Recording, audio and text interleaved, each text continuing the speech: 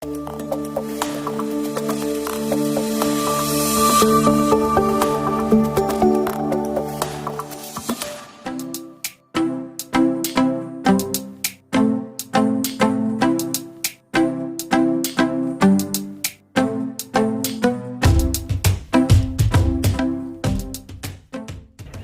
everyone, nama saya Naja Makeover. Saya berkecimpung dalam bidang MUA selama 5 tahun.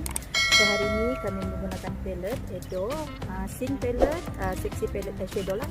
So apa yang bagusnya tentang palette ini, dia ada matte eyeshadow dan juga shimmer. So sesuai untuk digunakan oleh MUA dan juga orang-orang yang bekerja di office lah, orang-orang yang baru mau belajar makeup.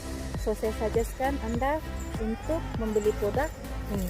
So saya suggestkan lah, harga pun berpatutan dan sangat sesuai untuk semua orang. Terima kasih.